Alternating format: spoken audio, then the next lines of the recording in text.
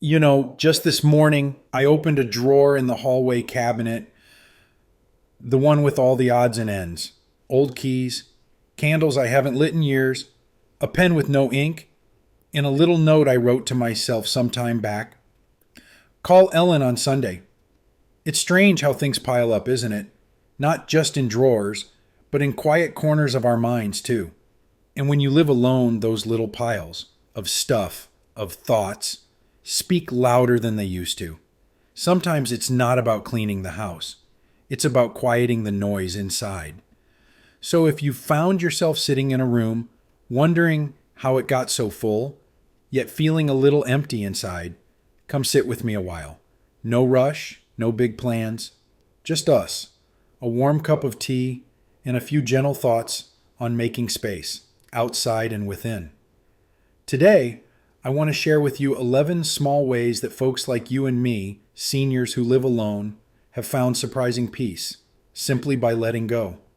Not everything at once, just one drawer, one decision, one gentle, I don't need this anymore. I remember my friend Harold, 76, widowed early, lives alone in a sweet little cottage with blue shutters. He once told me, after Mary passed, I couldn't touch her sewing table for 3 years. Then one day, I sat down, folded every piece of fabric, and gave half of it to the church. And then he smiled and said, it felt like I could breathe again. That's what this video is about. Not decluttering for the sake of it, but clearing space so your life can breathe again. So if you're ready, let's begin. Not with rules or checklists, but with simple stories, quiet wisdom, and a few gentle wins that might just bring a little more peace to your day. Let's start with the first one.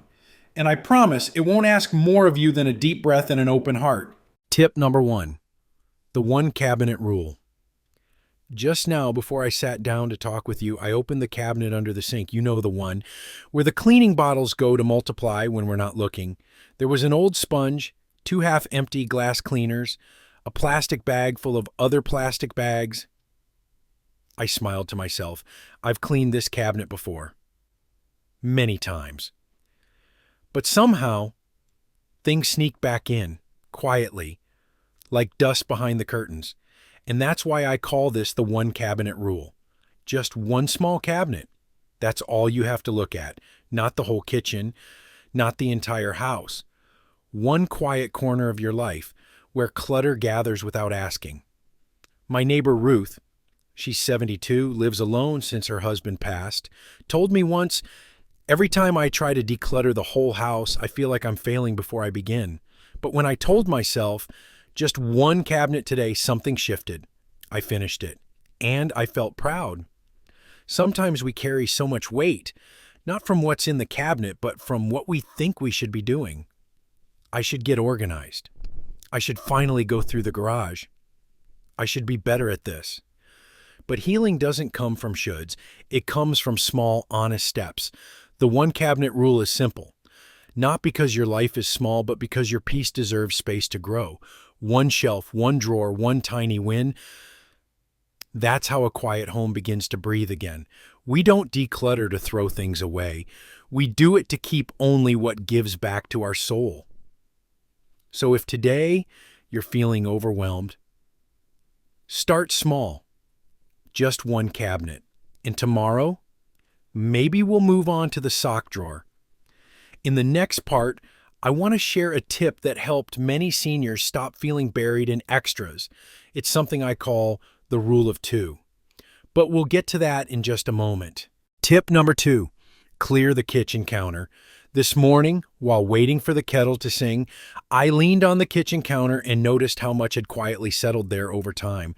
A tin of cookies I no longer reach for, a fruit bowl filled more with old receipts than apples, a pile of mail that's been waiting to be sorted for weeks.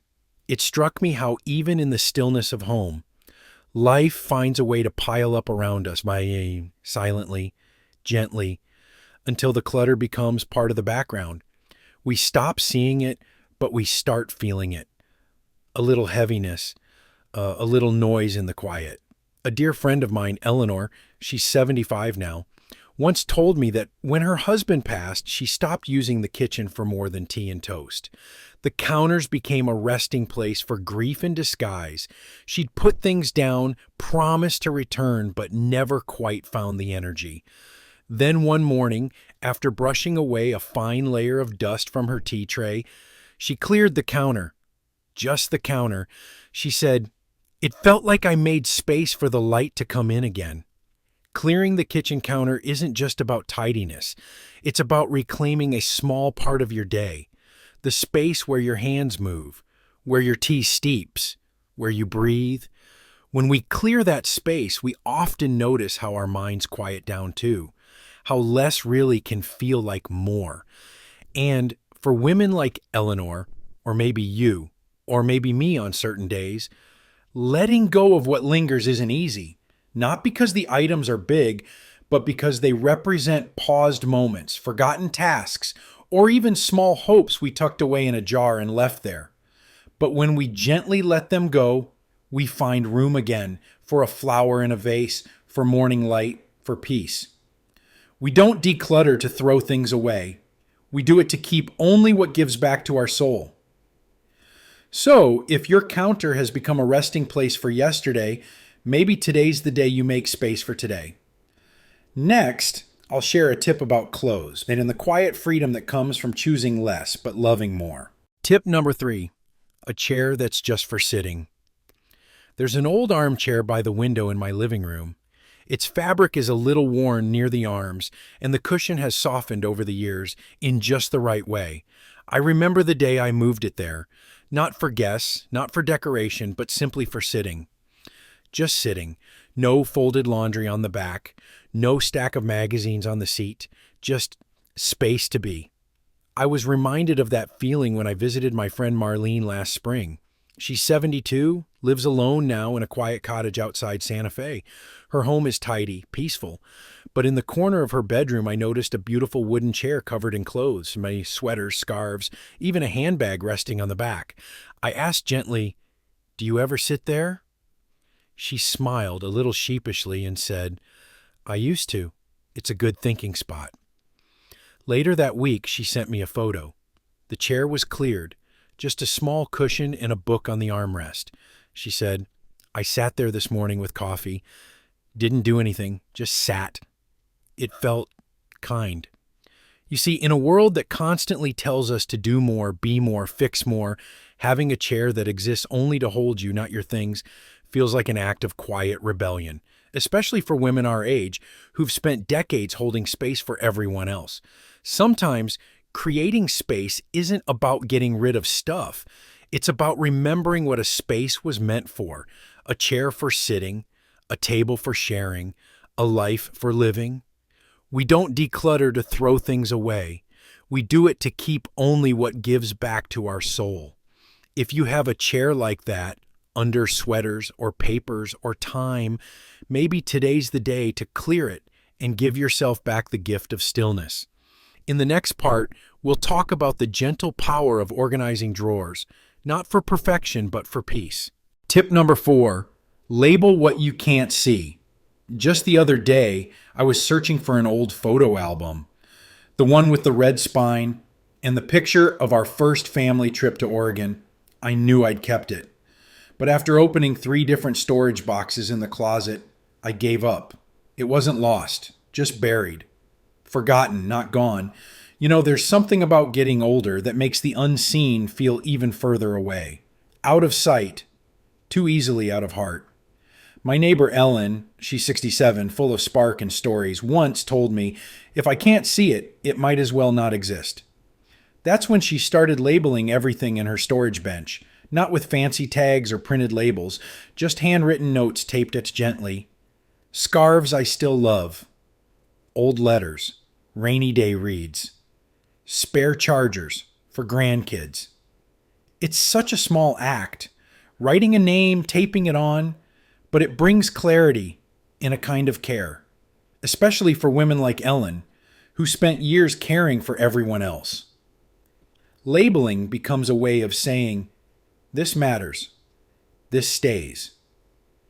And in the quiet of the evening, When she reaches for that box marked letters from mom, she doesn't have to dig or doubt or forget. She just opens and feels close again. We don't declutter to throw things away. We do it to keep only what gives back to our soul. So if there's a box or a drawer that's become a mystery, maybe today's the day to lift the lid and label what still speaks to you. Coming up, I want to share one of the gentlest little habits I've seen, something as simple as a basket by the door. Tip number 5, the basket by the door. There's a little woven basket by my back door. Nothing fancy, just wide enough to hold a scarf, the dog leash, and sometimes the day's mail. I didn't plan for it to be there. It started with a walk, when I came in with chilled hands and nowhere to set my gloves. I placed them in that basket, and they stayed. And it's funny how the smallest things become anchors. That basket became a soft kind of routine, a landing place for everyday life. I once visited a friend in Maine, Diane, who lives alone now after her husband passed. By her door was a beautiful old copper bowl. In it, her walking shoes, a rolled-up hat, and a note to herself, "Breathe before you go." She told me, "That little bowl reminds me I'm still moving, still choosing, still here." That touched me deeply, because when we live alone, especially after 60, the home is not just walls and windows. It's memory, rhythm, comfort. And creating small systems, like a basket by the door, gives a gentle structure to our days, a kindness to ourselves. We don't declutter to throw things away. We do it to keep only what gives back to our soul.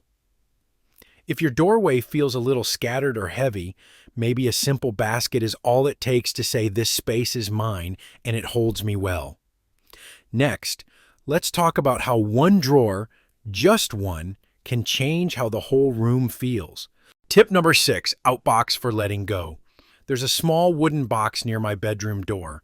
I call it my outbox, not for bills or letters, but for things I might be ready to release. A scarf I haven't worn in years, a book I didn't finish, a mug that once meant more than it does now. You see, letting go is rarely instant, especially for women who've carried homes and hearts for decades. There's this quiet tension. Part of you wants space. The other part holds tight, just in case. My friend Judith, she's 72, still lights up a room, told me once, "Sometimes I need to set something down before I can say goodbye to it." That's what the outbox is for, a pause, a space between holding on and moving forward. And the beauty is, you don't have to make a decision right away. The outbox listens, waits. Some days you'll take something out and decide it stays. Other times you'll close the lid, carry it to Goodwill, and feel lighter. We don't declutter to throw things away.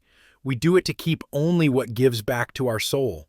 Maybe today you place just one thing in your own quiet outbox, a little courage, a little space, and that's enough. Let's move from what we let go to how we see what remains. Tip number 7, hang less, see more. Yesterday, I opened my closet and realized half the clothes I love were hidden behind the ones I never wear. So I took 10 minutes, just 10. I slid hangers aside, pulled a few items down, and only hung back what still felt like me. The closet looked softer, easier, like it could breathe. Marie, an old client who became a dear friend, once said, "I forget I even own the things I can't see." She wasn't talking about clothes. She meant all of it, memories, dreams, the joy of a red blouse that still fits right. When we hang too much, we forget the few things that matter most. Visibility is kindness, especially in our later years. It's a way of saying, "Here I am, and this is still me." We don't declutter to throw things away. We do it to keep only what gives back to our soul. If your closet feels overwhelming, maybe hang a little less. Not to lose, but to notice more. Next, I'll share something even smaller, but just as comforting, little light by the bed. Tip number 8, light by the bed. There's a certain kind of light that makes you feel safe. It's not bright, not showy, just gentle. Mine is a small lamp with a linen shade. I turn it on every evening, not because I'm reading or knitting, but because it tells my body it's time to slow down now.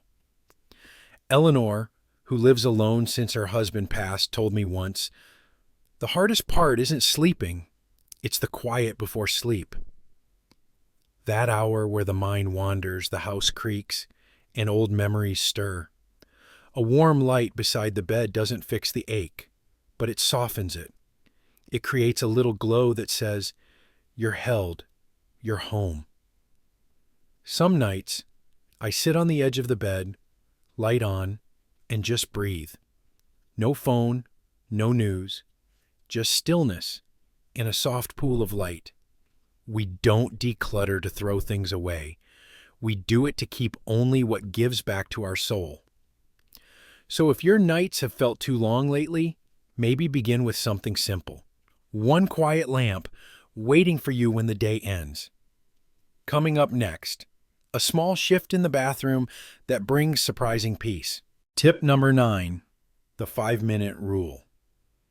This morning, while waiting for the kettle to boil, I noticed a little stack of mail by the hallway table. Nothing urgent, was just things I'd been meaning to sort. I picked it up, took a breath, and thought, I'll give it 5 minutes. That's all it took, 5 quiet minutes. Just enough time to toss the junk, keep what mattered, and feel, not productive, but present. See, the 5-minute rule isn't about organizing your whole life. It's about beginning, gently, especially when things feel too heavy to face all at once. A drawer, a shelf, a corner of your nightstand. 5 minutes says, you don't have to fix everything, just take one small step.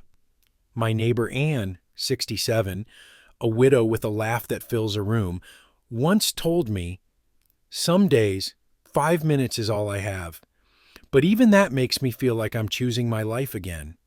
And I understood.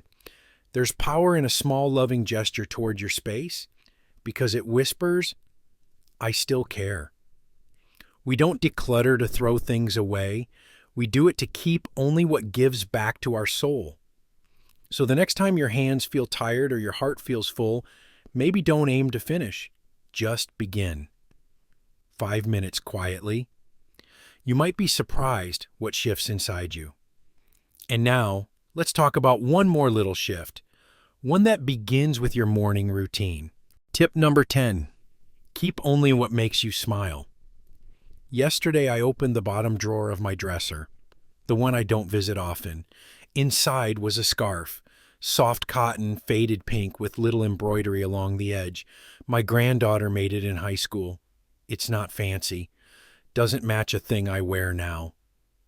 But, I smiled, just looking at it, and I thought, maybe that's the rule. Not whether it's new or useful or stylish, but does it make you smile? At this age, we've gathered so much. Things people gave us, things we kept out of guilt, things we used to love but forgot why. And sometimes all that clutter begins to feel like noise in the background. Heavy, quiet noise. My friend Clara, 73, lives by the coast, told me once, "I'm not keeping things out of duty anymore. If it doesn't lift my heart, it goes." And she meant it. Her home isn't empty, but it breathes, because what's left is joy. See, decluttering isn't about becoming someone else. It's about returning to yourself, letting go of what no longer belongs and making room for what still touches something tender inside. As I folded that pink scarf back into the drawer, I whispered to myself, "You get to stay." We don't declutter to throw things away. We do it to keep only what gives back to our soul. And perhaps that's the question to carry with us today. What still makes you smile? Not 20 years ago, not last Christmas, but now, in this quiet, present moment. Let's carry that question into the next and final tip.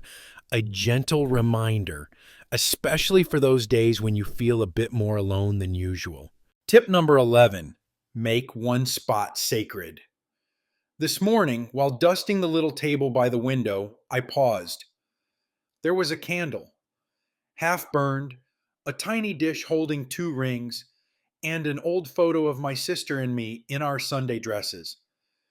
I don't remember when that corner became mine, but now it feels sacred. You know, in a house that once held children's voices, the clatter of dinners, and weekend guests, silence can feel heavy. When you live alone, every room belongs to you, and yet somehow it's easy to feel like none of them truly do. That's why I believe in this, in choosing just one spot: a chair by the window, a bedside table, a shelf with your favorite books, and a stone you picked up from the beach.